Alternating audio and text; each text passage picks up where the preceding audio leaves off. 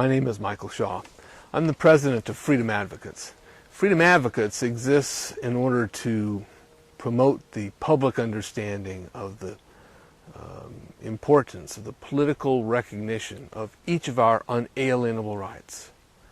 This became an issue to us at the beginning of the 21st century as we began to understand the nature of the Agenda 21 program, the program for collectivization, global collectivization, operated through the United Nations and its affiliates.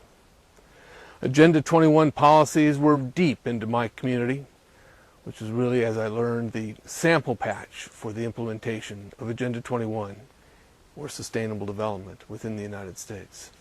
Today, Santa Cruz has been surpassed by many counties who have implemented this program far more than we have.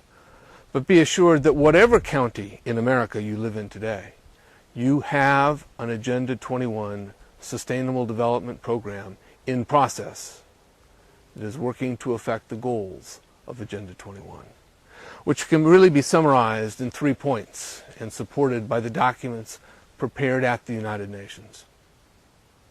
Those 3 points are: first, the abolition of private property. This is why the pressure is mounting on landowners across America.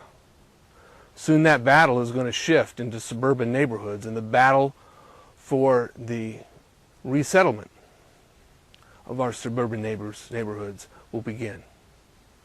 Agenda 21 will not stop its process until all the world is collectivized. Now, the second major program for this collectivization is called the Global Citizenship Education Program. This is best evidenced by review of the federal No Child Left Behind legislation and all the series of legislations that have come along in the last several decades following the establishment of the Federal Department of Education. You see, Agenda 21 comes into the United States because President George Bush Sr., this is 1992, went to Rio de Janeiro, and on Prince Charles's yacht, he signed to the American agreement to the standards of Agenda 21 Sustainable Development, and he promised to return to America and infest every federal agency with Agenda 21 principles. You see, this was soft law from the United Nations, not requiring treaty approval. Simply administrative process was sufficient.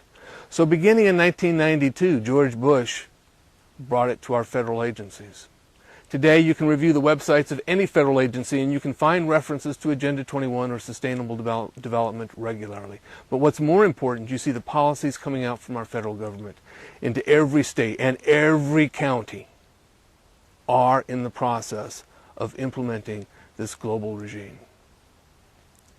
So once our children are educated for the process of global citizenship, we begin to observe the third dynamic behind Agenda 21 Sustainable Development, and that is control over and ultimately massive reduction in human population.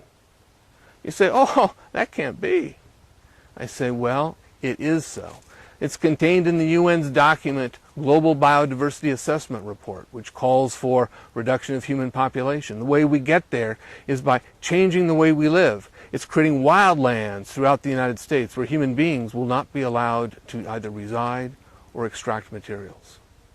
Human beings are to be congregated in smart growth communities. That's why you see in every community in California and across the country the push for walkable communities, which means you live on the 20th floor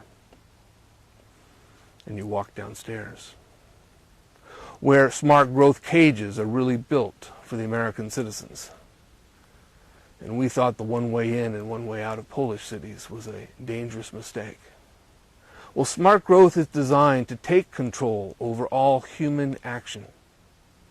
The Wildlands Project is designed to reduce us to abjects of poverty. World government is the program behind the Democrat Party and Republican Party sponsored Agenda 21 program. Your local politicians are paid by parties who support the globalization, including the destruction of America, because the programs of sustainable development have been in process for a lot longer than simply since 1992. but the acceleration since then has been overwhelming and accounts for the apparent crumbling of our fiat money system. So what I suggest, because this is a gloomy picture, what I suggest is first that people take reasonable steps to prepare for the worst. Now, I could see the worst to include the destruction of our currency. Now, that doesn't mean anyone should lose confidence in our fiat reserve money, not until we have it replaced.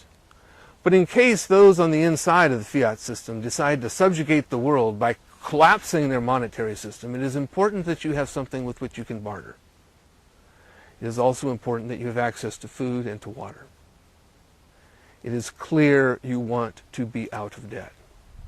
Because if you're in debt, you become chattel of this new world order. Now, mortgage debt may be a slightly different circumstance. But if one can find themselves in a position to own their home outright, they'll find themselves much happier for having done so. Once you've prepared for the possible worst and you have your access to food and water and barter material, then you want to understand what sustainable development is, because its completion is not a fait accompli. The battle is in their terms, a global to local battle. That means they infuse your community with sustainable development policy. Come to understand that policy and strike at it at every turn. Even those programs that might appeal to you for some undefined reason need to be understood if they fit in the context of sustainable development, and almost nothing coming from our city councils and county commissioners today do not reflect that. Again, it's because the parties are controlled by the agents of world government.